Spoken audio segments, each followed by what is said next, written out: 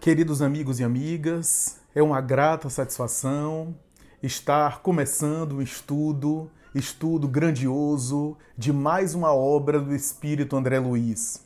O canal Raciocínios Espíritas tem estudado a obra de André Luiz, hoje fomentando inclusive estudos através de encontros e de interações também virtuais. Mas hoje é o dia de começar uma nova obra, a obra Entre a Terra e o Céu.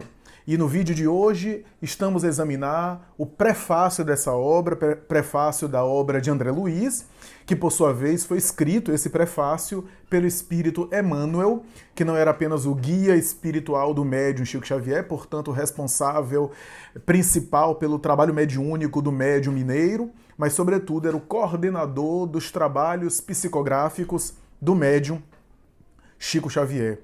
No dia de hoje, vamos, portanto, explorar esse prefácio, porque todo prefácio de Emmanuel não é à toa, não é um texto que tem ponto sem nó, muito pelo contrário, e vamos examinar isso daqui.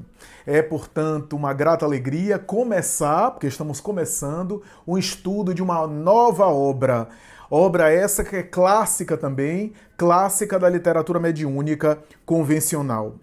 Allan Kardec, o codificador do Espiritismo, na obra básica da doutrina espírita, a codificação kardeciana, particularmente na obra O Livro dos Espíritos, estabeleceu mais de uma vez que o mundo espiritual se relaciona o tempo todo com o mundo material.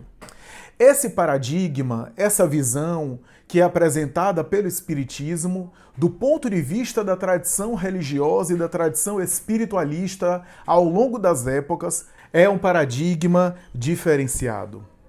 O mundo espiritual apresentado por Allan Kardec confirma a ideia do mundo espiritual presente em todos os sistemas religiosos, em todos os sistemas filosóficos, em todas as tradições culturais que advogam a tese da espiritualidade, é apresentado pela obra espírita, sim, confirmando, portanto, a sabedoria universal de todas as épocas. Nunca houve uma cultura que não fosse espiritualista, melhor dizendo, nunca houve uma cultura que não tivesse elementos espirituais nela. Nunca houve uma cultura essencialmente materialista ou ateia.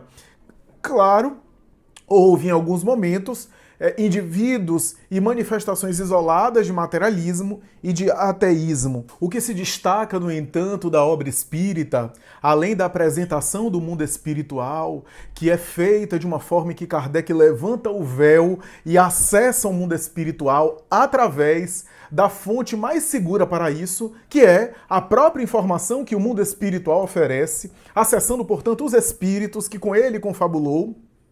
Ele que teve um método seguro para a época, método esse que procurava recolher os conteúdos espirituais que ele recebia por meio das diversas fontes mediúnicas, através de médiuns que não se conheciam, de espíritos distintos, a fim de chegar àquilo que ele denominava de universalidade do ensino, quando uma mesma informação chegava por diferentes médiuns, através de espíritos diferentes, uma vez que se os espíritos são as almas das pessoas que viveram no mundo, isso significa dizer que nem sempre o fato de um espírito falar quer dizer que ele esteja falando a verdade. Aliás, é muito comum, mais comum do que a gente imagina, talvez até na maioria dos casos, espíritos falarem de acordo com o seu pensamento, a sua visão, o seu conceito, e às vezes nem sempre eles falam a verdade. A verdade é que Kardec, sabendo disso, teve a preocupação de procurar recolher as informações mais variadas para saber aquilo que se repetia de diferentes formas em termos de mensagens mediúnicas que ele recebia, a fim de formar uma ideia de como era o mundo dos espíritos, a vida dos espíritos, que ele também chamava mundo espírita ou mundo espiritual. A verdade é que essa ideia de revelar o mundo espiritual através das fontes mediúnicas, isso é, através do relato que os próprios espíritos vinham, é inovador nesse sentido. Eu sei que grandes médiuns e paranormais ao longo das épocas fizeram isso de acessar o mundo espiritual, mas fizeram através dos seus guias, de uma fonte apenas. O próprio Sócrates, por exemplo, esse vulto grandioso, comunicava com seu daimon, seu anjo da guarda. Mas Allan Kardec teve a coragem de explorar o mundo espiritual, explorar no bom sentido, pesquisar o mundo espiritual, através de um mergulho que ele fez por diversas fontes, para formar uma ideia mais precisa, mais exata, mais palpável, por assim dizer, em relação ao mundo espiritual. Esse paradigma, do ponto de vista do trabalho de Kardec, esse paradigma que o Espiritismo oferece é inteiramente novo. Ele confirma a tese de que há uma vida após a morte, há um mundo espiritual, mas essa forma de tratar a vida espiritual é um paradigma inteiramente novo. E é por essa razão que as fontes e as informações seguras daquilo que Kardec escreve é impressionante, é interessantíssimo, é algo que é digno de credibilidade, de respeito, porque é uma fonte segura, afinal, não parte de uma ideia única, de um pensamento da cabeça de uma pessoa, de um espírito, mas um consenso do mundo espiritual que ele organizou e trouxe para a obra kardeciana. Não é à toa que quando Emmanuel apareceu a Chico Xavier, Emmanuel disse: se eu falar alguma coisa que estiver contra Kardec, fique com Kardec e procure me esquecer. Essa afirmação de Emmanuel é emblemática para dizer o respeito que os guias espirituais têm com a obra de Kardec, que, por sua vez, é o trabalho de vários guias espirituais. Portanto, é um consenso das entidades venerandas que se manifestaram e que produziram essa beleza que é a codificação kardeciana. Kardec chamava, a partir da informação espiritual, o mundo dos espíritos de mundo normal ou primitivo. Primitivo aqui não no sentido de arcaico, de primário, de rudimentar, tá? Primitivo aqui no sentido de primordial, primitivo no sentido de primeiro. O mundo espiritual é primitivo no sentido de primeiro, de primordial. É o mundo das causas, como diz o próprio Kardec também. O mundo das causas e o mundo material, o mundo dos efeitos, o que significa dizer que tudo aquilo que existe aqui existe no mundo espiritual, e no mundo espiritual existe muito mais coisas que ainda não existem aqui ou não existem aqui permanentemente. A verdade é que a obra espírita faz algo que os paradigmas anteriores não fizeram. Não apenas explica de maneira minuciosa, patente, o mundo espiritual, porque sempre as religiões e as sabedorias antigas disseram a respeito do mundo dos mortos, aspas, mundo espiritual, mas não explicavam de maneira detalhada, de maneira assim mais precisa, concreta, como é que era. Não há, e eu desafio a nós pensarmos juntos, não há outra proposta como a da doutrina espírita, que explica de maneira tão assim concreta, entre aspas, o mundo espiritual. Portanto, o Espiritismo confirma as teses espiritualistas gerais, mas vai além quando explica como é que é o modo de funcionar da vida além da morte, a vida além do corpo. E uma coisa importantíssima também que a obra espírita faz é não colocar o mundo espiritual muito distante.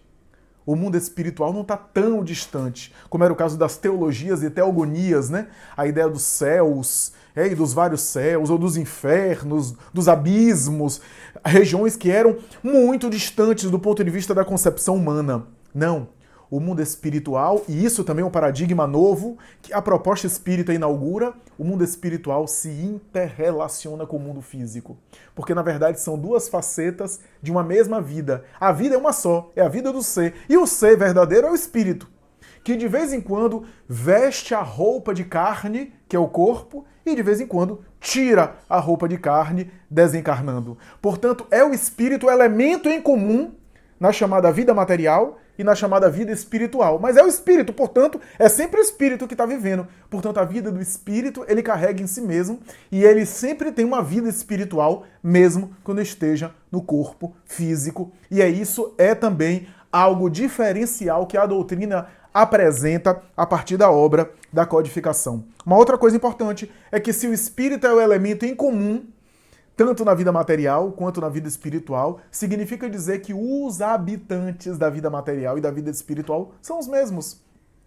São as mesmas criaturas que se revezam entre a vida material e a vida espiritual. E isso também nos dá uma ideia de que há uma troca incessante, não por meio apenas de morrer, desencarnar e ir para a vida espiritual, renascer, reencarnar, voltar para a vida material. Essa troca incessante acontece dessa forma, em que os espíritos com a sua bagagem levam para a vida espiritual aquilo que aprenderam e os espíritos desencarnados trazem para a vida material aquilo que eles também desenvolveram numa troca incessante, o que faz com que a vida material melhore e evolua e a vida espiritual também se desenvolva.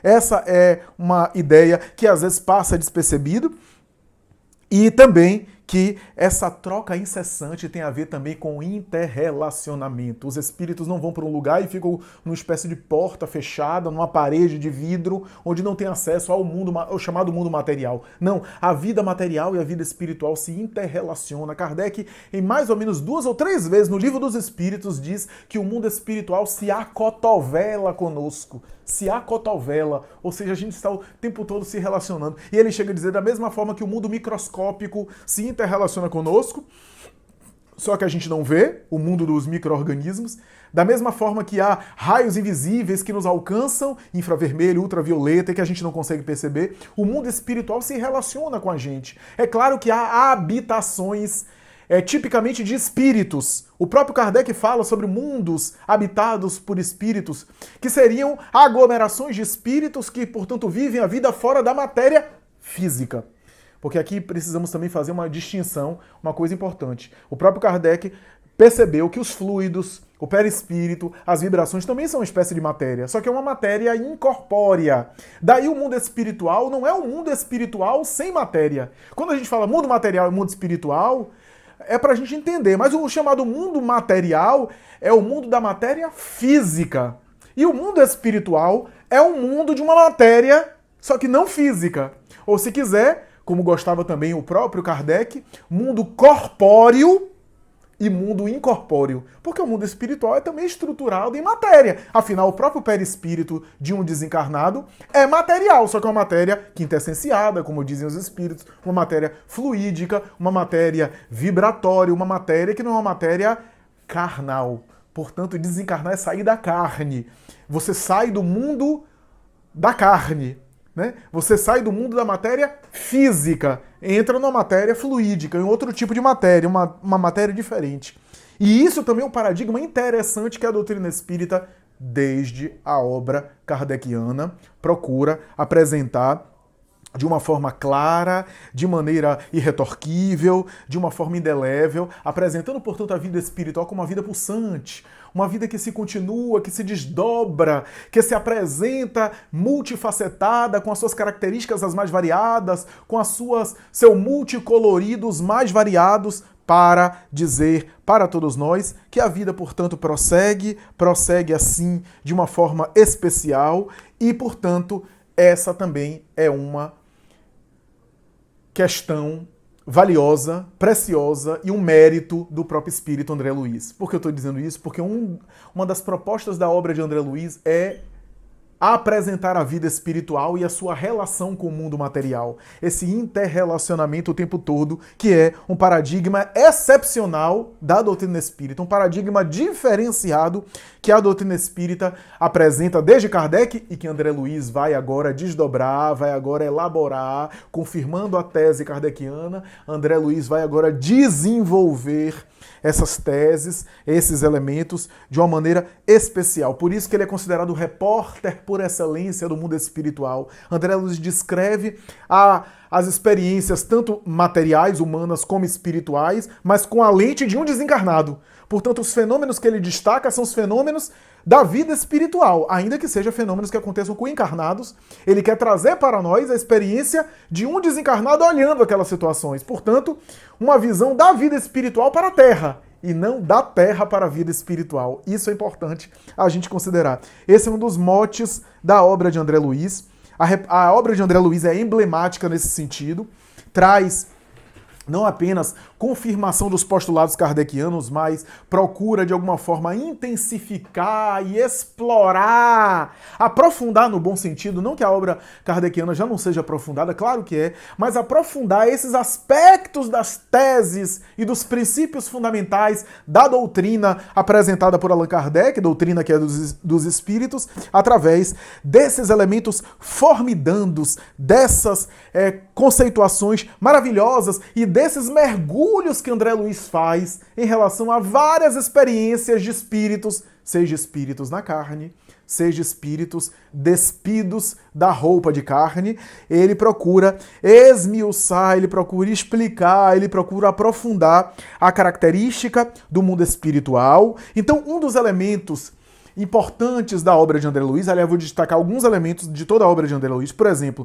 um dos elementos é ele detalhar como é que é a vida do espírito. Se Allan Kardec e os espíritos já detalharam em O Céu e o Inferno, na Revue Spirit, na própria obra O Livro dos Espíritos, a partir da segunda parte, O Mundo Espiritual, André Luiz vai aprofundar isso, vai explorar mais isso com os elementos da linguagem que ele dispunha e que Kardec nem sempre tinha, com capacidades, né, de passar para nós e a gente entender esse aprofundamento através dessa exploração que ele faz, detalhando a vida dos desencarnados, como é que se processa, como é que fica, como é que é, a realidade dos desencarnados, recentemente desencarnados que ainda guardam relação e ligação com a atmosfera da Terra, as relações com a vida física, porque a grande maioria dos casos que André Luiz descreve e estuda são espíritos ainda com certas ligações com o mundo material. Afinal, se ele acessasse espíritos que não tivessem ligação com o mundo material, esses espíritos estão vivendo situações tão diferentes das nossas, estão vivendo referências, experiências tão distantes da gente, que ele não teria nem linguagem, nem linguajar para passar nada pra gente, não teria como transmitir pra gente conteúdo nenhum, porque a gente não ia entender, e ele não tinha condição de linguagem, e a gente também não ia conseguir compreender, não ia conseguir entender nada, porque a gente não teria referências para aquilo. Então é claro que André Luiz não está descrevendo a vida dos anjos, porque a vida dos anjos é inacessível para a gente. A gente nem tem condição de acessar e entender a vida dos anjos. Talvez nem André Luiz teria linguagem para passar para a gente. Então isso é importante a gente considerar. Todos os casos que André Luiz desenvolve, ou pelo menos a maioria deles, são espíritos ainda com certa ligação com o mundo físico, portanto ainda vivendo certos reflexos da experiência material, porque isso também serve, e aí que é o mais importante, de lição de moral e de conteúdo ético para a gente. Seja os espíritos muito evoluídos, mas que ainda a gente se assemelha a eles ou a gente tem alguma identificação com eles para servir de exemplo a fim de a gente seguir e copiar. Seja os espíritos muito perturbados e perturbadores, que também serve de exemplo para a gente entender que tipo de estilo de vida a gente conduz aqui na Terra para não ficar igual. Então, são, portanto, elementos didáticos importantes e um dos méritos, um dos trunfos da obra de André Luiz é fazer a interface entre o mundo material e o mundo espiritual. Porque tanto no mundo chamado material como chamado mundo espiritual, os mesmos personagens é que os movimentam, né? E os personagens são mais importantes do que o próprio mundo, porque o mundo é feito dos personagens, né? O que seria de uma sociedade sem ninguém? Não seria sociedade. A sociedade, o conceito sociedade só existe por causa dos indivíduos nela. Da mesma forma, o que seria do mundo material sem ninguém, sem nenhum encarnado, ou do mundo espiritual sem ninguém? Então, o que faz o mundo material ser mundo material e o que faz o mundo espiritual ser mundo espiritual são o mesmo elemento, os espíritos. São os espíritos que habitam o mundo material e os espíritos que habitam o mundo espiritual. Portanto, são as pessoas encarnadas ou desencarnadas. E esse é um brilhantismo da obra de André Luiz, fazer essa interface, fazer essa interseção entre aquilo que é da ordem do encarnado, aquilo que é da ordem do desencarnado, e quando as duas coisas estão se relacionando e se conjugando. Quando o céu desce à terra, e quando a terra se esforça para subir ao céu. E se de todas as obras tem sempre enfoques específicos, a obra entre a terra e o céu, esse tema aparece de uma forma ainda excepcional, de uma forma em alto grau, em alta temperatura, em alto nível, que vale a pena a gente aqui investigar, explorar, pesquisar, porque também na obra Entre a Terra e o Céu, como em outras obras, mas sobretudo na obra Entre a Terra e o Céu, existe essa luta do céu descendo à terra para ajudar, mas da terra se esforçando para subir aos céus, portanto, luta comum dos encarnados. E aqui eu preciso falar o seguinte: se em nosso lar a gente tem uma um esmiuçamento, uma explicação, um detalhamento de como é a vida espiritual, apresentando ao leitor espírita e ao mundo as colônias. Foi aí em Nosso Lar que apresenta-se de maneira mais assim sistemática a ideia das colônias. Não que não houvesse outras obras de outros autores falando sobre cidades espirituais, sempre houve. Mas ali, André Luiz descreve como é que é a colônia, Nosso Lar. E se ele está descrevendo aquilo é porque, de alguma forma, guarda a semelhança com outras colônias, com as suas diferenças.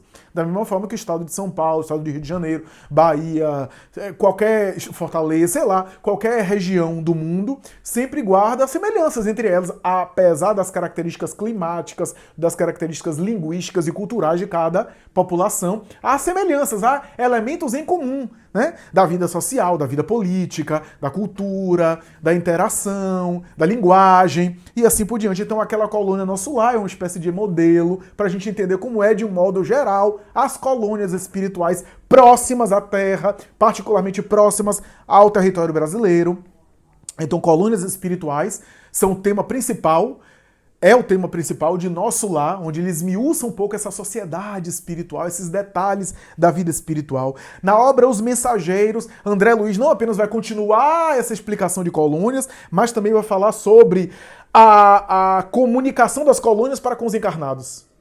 A descida das colônias ou a conexão das colônias em relação aos encarnados. Então, reencarnação de sujeitos que saem das colônias para o mundo material, relacionamento mediúnico entre as colônias e determinados sujeitos, pessoas que eram habitantes da colônia e guardavam laços e vinculações psíquicas com aquelas colônias e, especialmente no caso dos mensageiros, a missão de determinados médiuns ligados a Nosso Lar, na Terra, médiuns em sua grande maioria, fracassados. Em Missionários da Luz, André Luiz então examina temas profundos, temas muito profundos da espiritualidade, como é o caso, por exemplo, da pineal, como é o caso, por exemplo, da alimentação, por exemplo, vegetariana e da alimentação carnívora, que é abordada de maneira muito especial na obra, como é o caso dos departamentos sexuais, por exemplo, da cromatina, do DNA, das funções orgânicas ligadas à sexualidade, à reprodução, que também é examinada na obra de André Luiz, especialmente na obra Missionários da Luz. Alguns temas profundos são examinados em Missionários da Luz. São examinados, por exemplo, temas que dizem respeito à fisiologia, ao funcionamento do corpo, ao funcionamento da matéria. Em Missionários da Luz nós temos elementos importantíssimos que mais tarde seriam confirmados do ponto de vista da ciência, né? E assim por diante. Então sempre tem essa ideia, daí as realidades materiais, orgânicas e neurocientíficas do transe mediúnico aparecem na obra Missionários da Luz e, sobretudo, em especial, o tema da reencarnação. O tema da reencarnação aparece muito em Missionários da Luz. Aparece tanto o departamento da reencarnação, setores especializados, espíritos especialistas especializados em reencarnação, como também o processo da reencarnação, pós-fenômeno sexual, pós-fecundação, o processo, né, de imantação do perispírito do reencarnante no útero materno, todo aquele processo que André Luiz descreve ali em Missionários da Luz, de uma forma bastante especial. É uma das obras mais clássicas da literatura de André Luiz, uma obra, inclusive, de fôlego, porque trata temas de fôlego com profundidade, mas sempre com esse caráter mais assim, biológico, fisiológico, científico e profundo. E em toda a obra, o tema da reencarnação é o tema principal, é o tema, digamos assim, é o eixo maior, né? E aí a gente vai para Obreiros da Vida Eterna, e em Obreiros da Vida Eterna a gente tem tanto visitação de espíritos sublimes, como é o caso de Asclépio, que aparece materializado, como é o caso do próprio instrutor Jerônimo, como é o caso de alguns espíritos sublimes que aparecem, como também exemplos morais na Terra, que são, de alguma forma, assim, o tema principal de Obreiros da Vida Eterna, são 5 exemplos morais na Terra, que são modelos morais de desencarnação, e que André Luiz acompanha esses modelos para a partida deles e o suave despertar deles após a vida física. Inclusive modelos morais não apenas espíritas, católicos, evangélicos, não religiosos, que desencarnaram bem pelo tipo de vida moral e sentimental que sustentaram na terra, no corpo. Na obra No Mundo Maior, nós temos ali, especialmente como eixo maior, atravessando toda a obra, temas de saúde mental, né? Temas da vida psíquica, da vida mental. Então, temas que se relacionam muito com psiquiatria, com psicologia, com psicanálise. Há, inclusive, alusões e menções a vários autores das teses espíritas, né? Autores de psiquiatria, autores de psicologia que André Luiz menciona, que André Luiz cita, que faz referências a esses autores maravilhosos, né? Autores de fôlego que ele investiga, né? Teses complexas, né? Então, na obra de No Mundo Maior, a gente tem sobre psicose, sobre esquizofrenia, sobre a relação das psicoses com a obsessão. O tema da sexualidade é linda e magistralmente, profundamente abordado em um dos capítulos da obra, né? As teses do cérebro, o lobo frontal, que é muito examinado, a casa mental, né? Capítulo que fala dos 3 andares, uma série de coisas que André Luiz aborda na obra sobre, especialmente, saúde mental, sobre temas da vida psíquica, da vida de saúde mental. E na obra Libertação, a gente tem André Luiz assumindo uma postura de Dante Alighieri. Né? Como eu costumo dizer, Libertação, obra de André Luiz, é a Divina Comédia do Espiritismo. Quem leu Divina Comédia sabe que Dante Alighieri era levado fora do corpo, em Emancipação da Alma, pelo poeta romano Virgílio, ao mundo espiritual mais denso, que na Idade Média era chamado Inferno, e ele descreveu os 7 infernos, né? Os 7 portais do inferno que ele viu, inclusive encontrando criaturas que ele conhecia no corpo físico, que estavam ali nos infernos, em alas específicas, né? Dante Alighieri escreveu a maior obra da Divina Comédia, fruto dessas experiências espirituais, chamada a Divina Comédia. E eu costumo dizer que Libertação, obra de André Luiz, é a Divina Comédia do Espiritismo, porque André Luiz faz às vezes de Dante Alighieri, né? Assume o papel de um Dante Alighieri dentro da proposta espírita, é claro, né? Porque não precisa mais usar a expressão inferno, que é medieval, né? Que era do pensamento judaico-católico-cristão da época, né? Mas com as lúcidas lentes que o Espiritismo dá, André Luiz pôde percorrer esses, aspas, infernos, ou seja, as regiões mais densas da espiritualidade. Esse é o foco da obra Libertação. O objetivo da obra de Libertação é explorar e descrever para nós as regiões mais densas da espiritualidade e, claro, sempre com os reflexos no mundo material. A gente viu ali no final da obra a iluminação de consciências e o resgate de alguns espíritos ligados a essa região mais densa da espiritualidade, espíritos, alguns que eram chefes, líderes, como é o caso do Gregório, que se excederam no mal, que exageraram na perversidade, no horror, na crueldade, e que agora eram resgatados, mas que tinham reflexos no mundo físico em função de determinados encarnados que estavam envolvidos na trama, e ali a ajuda, o auxílio no mundo espiritual. E aí chegamos na obra Entre a Terra e o Céu. Na obra Entre a Terra e o Céu, você vai ver um enfoque diferente. Você vai ver um enfoque muito mais assim dos encarnados. Esse é o enfoque. Não chega a ser um romance, mas se aproxima muito de uma outra obra de André Luiz, que a gente vai estudar lá na frente, chamado Sexo e Destino. Essa sim, um romance que acontece no Rio de Janeiro, e que André Luiz descreve a história, só que ele descreve a história adicionando a participação dele, né? As coisas acontecem lá na trama, Rio de Janeiro, na casa de um, na casa de outro, e além dele descrever o que está acontecendo com os encarnados, ele adiciona o que é que ele via em volta. Esse é o diferencial de André Luiz. Não é um romance comum, mas no caso de Sexo e Destino é romance. Entre a Terra e o Céu não chega a ser um romance, mas narra lutas e preocupações de encarnados. Esse vai ser o mote de Entre a Terra e o Céu. Esse vai ser o eixo maior de toda a obra Entre a Terra e o Céu, lutas e preocupações dos encarnados. E se a gente teve em Obreiros da Vida Eterna espíritos sublimes vindo ao nosso lar e ao encontro de André Luiz, e ele próprio com a sua equipe, indo ajudar modelos morais elevados de desencarnação, e se por outro lado a gente teve na obra Libertação modelos, entre aspas, negativos, densos, bastante materiais e até voltado para a crueldade, que é o outro extremo da balança, modelos morais sublimes e espíritos muito apegados, revoltados, densos, materializados, 2 polos. Entre a Terra e o Céu você não vai ter nenhum polo, nem vai ter outro. Vai ter encarnados, espíritos encarnados, tendo lutas humanas, no meio de perturbações e conflitos e também alguns momentos de grandeza e virtude. Essa luta que o apóstolo Paulo chamava do bom combate, que existe dentro de nós. A luta do bom combate, o bem e o mal, que acontece dentro de nós. Essa luta, que é a luta também chamada reforma íntima ou reforma moral. É, portanto, essas lutas e buscas em que nós demonstramos a nossa ambivalência, como dizia o próprio Paulo na Epístola aos Romanos, né? O bem que eu quero, às vezes eu não faço. E o mal que eu não quero, esse justamente eu faço. Essa ambivalência que envolve os encarnados, envolveu também ali a obra Entre a Terra e o Céu, e é o mote, é o enfoque principal do livro Entre a Terra e o Céu, é essas lutas, é essas preocupações, é essas manifestações que André Luiz vai examinar de uma maneira aí magistral. Portanto, o prefácio de Emmanuel faz menção a isso. Já no primeiro parágrafo, ele cita que um dos objetivos da obra, uma das lições da obra é chamar a atenção dos encarnados para o cuidado com o corpo físico.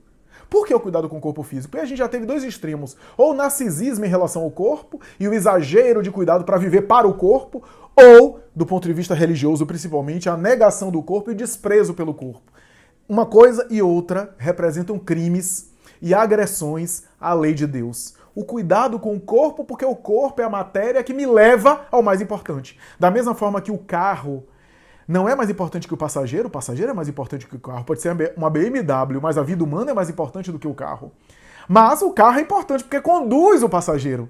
Sem o carro, o passageiro não consegue ir onde ele é. Sem o veículo, ele não consegue ir para onde ele quer. A jornada é mais importante do que o próprio veículo.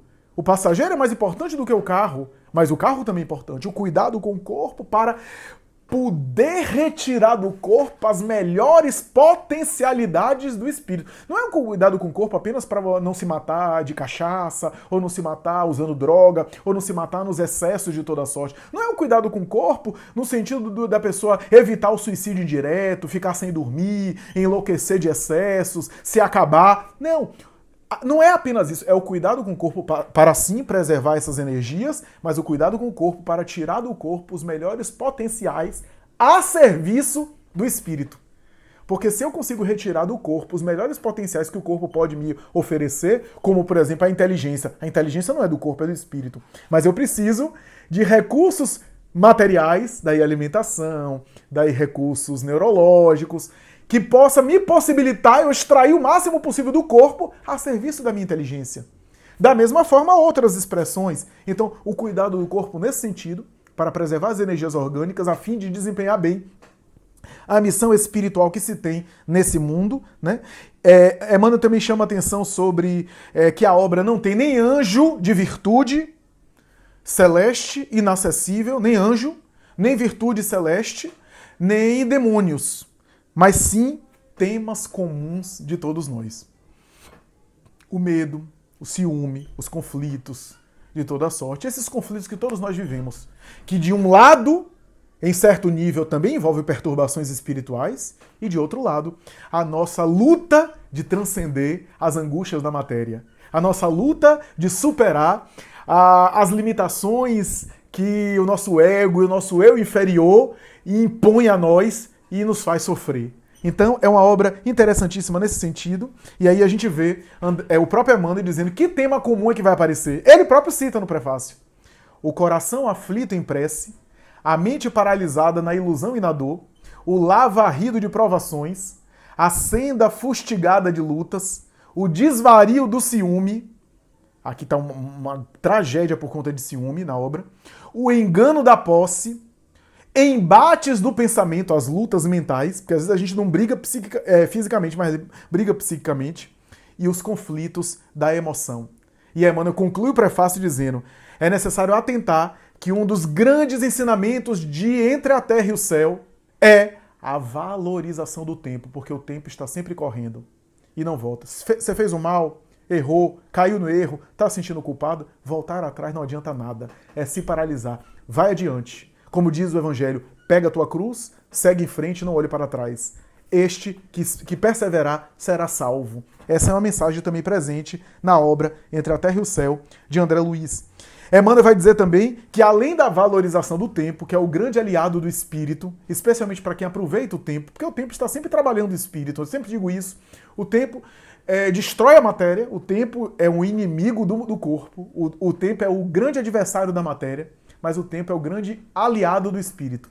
É o grande aliado do espírito, que está em favor do espírito. Mas para isso,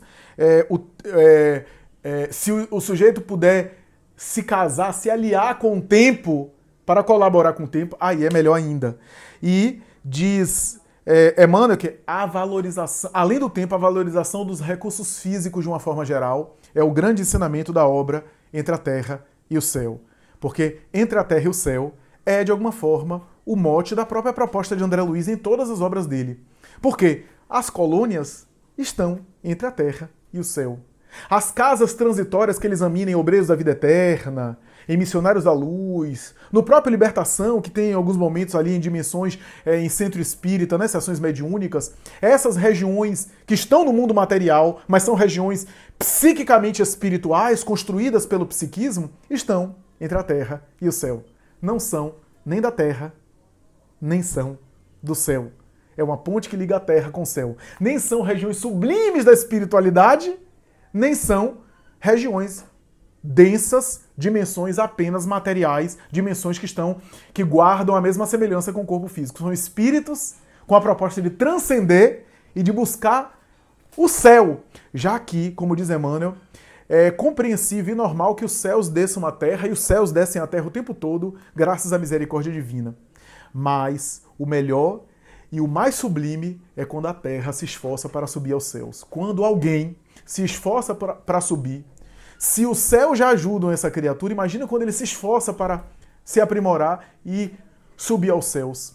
Aí há uma parceria que funciona muito bem na mediunidade, que funciona muito bem na meditação, no êxtase, no transe, mas não funciona bem apenas isso, funciona bem também para a nossa vida de uma maneira geral, na busca que a gente está fazendo ao longo da vida terrena para a permanente vivência espiritual que vai se concretizar de maneira eterna, de maneira contundente após a vida do corpo. Então, essa busca da terra para com o céu é, digamos assim, a experiência ideal, a experiência sublime que pode acontecer, já que o céu sempre busca a terra buscando o céu é algo sublime, porque aí se conecta em uma grande parceria. Emmanuel, inclusive, no final, nos 2 últimos parágrafos, ele vai chamar atenção para uma coisa interessante. Ele vai dizer que a obra também chama atenção para a necessidade que temos de olhar o presente. E ele diz, é justo a nossa mente olhar e transcender a vida física e fixar-se em relação ao futuro. Toda vez que o ser humano olha para a vida espiritual, pensa na vida espiritual, ele está pensando no seu futuro. E ele está visualizando o seu futuro. E é muito importante que de vez em quando, ou melhor, constantemente, o sujeito faça isso. Olhe para o seu futuro, pense na vida espiritual. Mas, de vez em quando, é necessário olhar também para o presente. Emmanuel vai dizer isso. Por presente aqui, entenda olhar para os desafios do corpo, os desafios da matéria. Emmanuel vai dizer, só assim, olhando para o presente, enfrentando os desafios do presente, poderemos também caminhar de maneira mais tranquila e livre na direção do nosso futuro que aguarda, em vez de só olhar para o futuro também e imaginar um futuro romantizado sem as lutas do presente e as superações espirituais que estamos convidados a fazer em relação ao presente. E aqui eu me lembro que entre a terra e o céu é o próprio Jesus. Quando Jesus esteve no corpo, ele não era nem da terra, nem do céu. Ele era a ponte que ligava a terra com o céu. Na cruz, ele não fica com os pés no chão. Ele fica acima da terra, porque ele não era da terra. Ele estava temporariamente da terra. Com os braços abertos, diz Joana de Ângeles, na atitude de quem abraça todo mundo. E a vertical dele era a sugestão da ida ao Pai. Ninguém vai ao Pai senão por mim. Eu sou a porta das ovelhas. Eu sou a ponte. Eu sou o caminho da verdade e da vida. Olha só, ele era, portanto, a ponte. Ele era não era da terra, nem era do céu. Era a ponte que ligava a terra com o céu. Quando ele entra em Jerusalém, em cima do jumento, e as pessoas começam a homenagear, jogaram pedras preciosas, ramalhete de flores, homenagens 3 dias antes daquelas mesmas pessoas crucificarem ele, pedindo Barrabás, ele também não pisa na terra e não pisa nas homenagens humanas. Ele está em cima do jumento. É o jumento que recebe as homenagens, porque ele estava acima dessas coisas baixas, dessas homenagens materiais e egóicas. Ele estava sempre acima. Daí, diz Emmanuel, que quando ele está no momento lá máximo, no final, também ele converte uma espada em uma cruz. Porque as espadas da época, quando elas eram embainhadas, elas tinham ali no embainhamento, no guardar dela, elas tinham ali no cabo dela uma cruz. Uma cruz invertida.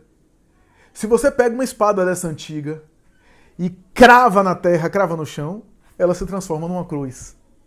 Tem fotografias, dá para procurar, muita gente lembra. Então, a cruz do Cristo é um símbolo também de que a espada, que é instrumento de combate e de agressão alheia, quando fincada a terra aí tem a ver com o nosso mundo interior. Né? O combate interno é consigo mesmo, se transforma numa cruz de sublimação, de paz, de harmonia. E por fim, quero citar a última expressão que Emmanuel cita no prefácio. A lei é viva e a justiça não falha. Esquece o mal para sempre e semeia o bem cada dia. Ajuda aos que te cercam, auxiliando a ti mesmo. O tempo não para, e se agora encontras o teu ontem, não ouvides que o teu hoje será a luz ou a treva do teu amanhã. É isso, meus amigos. Espero que tenham gostado. Até a próxima, se Deus quiser.